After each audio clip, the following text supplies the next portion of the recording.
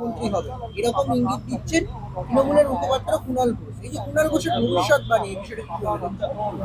দেখুন, কুণাল বাবুর কথার যে একদমই কোনো ক্রেডিবিলিটি নেই সেটা তো আমরা সবাই জানি। কুণাল বাবু এখন তার বস হচ্ছে ওই কালীঘাটের কাকু, যেরকম বলেছে না আমার সাহেবকে কেউ ছুতে পারবে না, সেরকম কুণাল বাবুরও এক সাহেব আছে। এখন তৃণমূলের মধ্যে দুটো গোষ্ঠী হয়ে গেছে, একটা হচ্ছে পিসিমার গোষ্ঠী, একটা হচ্ছে কয়লা ভাইপোর গোষ্ঠী। এখন সেই কয়লা ভাইপোর গোষ্ঠী হয়ে গেছে এই কুণাল বাবুর বস। তাই কুণাল বাবু এখন তার পজিশন যদি রাখতে হয় মিনিমাম ওই স্পোক্স পার্সন, তাহলে তোষামত করে যেতে হবে। সেই জন্য উনি বলছেন যে ওই বেরিয়ে যাবে, আমার বস হবে। এইগুলোর মধ্যে আমরা ঢুকতে চাই না, কারণ আগামী দিনে কে কোথায় মুখ্যমন্ত্রী হবে, না কে কোন প্রেসিডেন্সি জেলে যাবে, না তিহার জেলে যাবে, এটাই কে জানে বলুন। মানে কাউন্সিলররাও নিগৃহীত হচ্ছেন, কি বলবেন? রাজপুত সোনারপুরে হয়েছে, কি বলবেন? মুখ্যমন্ত্রী মমতা বন্দ্যোপাধ্যায় তিনি বাংলার মহিলাদের কিভাবে সুরক্ষা দেবেন, যেখানে তার দলের মহিলারা সুরক্ষিত নন? দলের মধ্যে দলের যে কর্মীরা রয়েছে, যে নেতারা রয়েছে, মানে পুরুষ যারা, তারা দলেরই মহিলাদেরকে অসম্মান করছে, তাদেরকে কি বলবো, শারীরিক টর্চার করছে। তাদের সুরক্ষা নিয়ে তো উনি কি বড় বড় কথা বলেন যে আমাদের পশ্চিমবঙ্গের মহিলাদের উনি সুরক্ষা দেবেন। আজকে সেই কারণেই আজকে পশ্চিমবঙ্গের এই মহিলাদের এই অবস্থা। প্রতিদিন মহিলাদের ওপর অত্যাচার।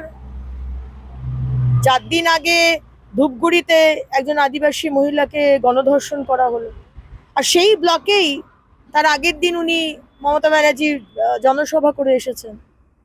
এই তো হচ্ছে অবস্থা। তৃণমূল দেখা যাচ্ছে গত কয়েকদিন ধরে তৃণমূল নেতা খুন হচ্ছে, আজও সেই একই ঘটনা ঘটলো, গোষ্ঠীদ্বন্দ্বের যে একজন তৃণমূল নেতা খুন হয়েছে, কি বলবো? দেখুন, এগুলোর সমস্তই হচ্ছে ওদের বকরার হিসেব। কে কত টাকা পাবে, কে কোন সিন্ডিকেট, কে কত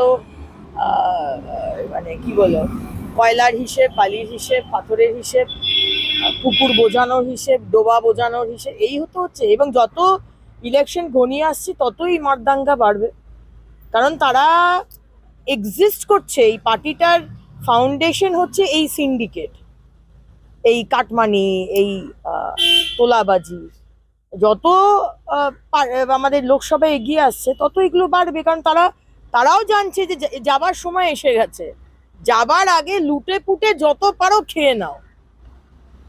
যে আসানসোল লোকসভা কেন্দ্র থেকে শত্রুঘ্ন সিনহা জিতেছেন, কিন্তু সেখানে স্থানীয় মানুষের বেশ কিছু অভিযোগ আছে, তাকে লোকসভার সাংসদ হিসেবে এলাকায় পাওয়া যাচ্ছে না। আবার তো লোকসভা নির্বাচন চলে এলো, হয়তো তুমি টিকিট পাবে, কি বলবে?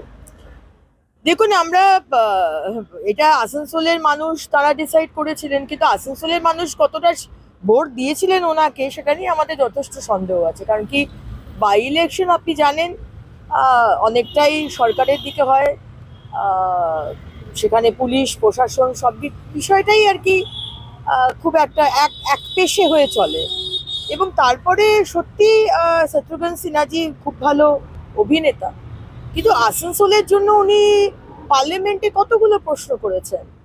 আজকে আসানসোলের মানুষের যে কষ্ট, যে কর্মসংস্থান নেই, সেগুলো নিয়ে কি উনি কথা বলেছেন?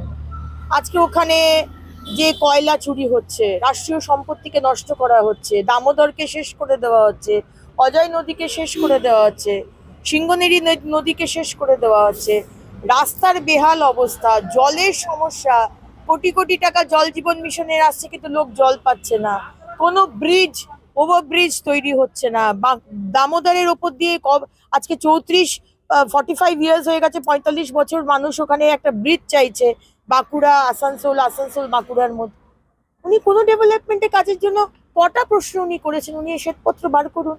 ওনাকে দেখাই যায় না, কারণ উনি যথেষ্ট বয়স হয়েছে এবং উনি বেশিরভাগ সময়তেই আমি শুনি উনি চলতেও পারেন না, উনি অসুস্থ। উনি আমার বাবার বয়সে, আমি খুব একটা আর আক্রমণ করতে চাই না, কিন্তু সত্যিই আজকে একজন এমপি দরকার যে ডাইনামিক হবে, যে আসানসোলের মানুষের জন্য কথা বলবে, কাজটাকে আদায় করে নিয়ে আসবে, সেই হবে এমপি, কিন্তু তাকে দেখতে পাওয়া যায় না। যে মমতা সিএ লাগু না হয় তাহলে তিনি বিধানসভার সামনে ধর্নায় বসবেন, সেই ডিসেম্বর তো শেষ হতে চললো।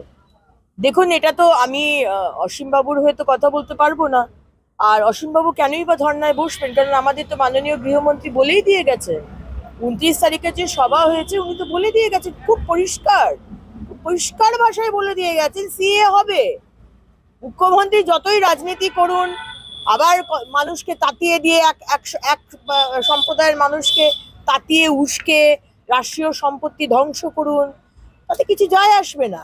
সিএ হবে মানে হবে। সুতরাং আমাদের সম্মানীয় অসীমদাকে ধর্নায় বসতে হবে না।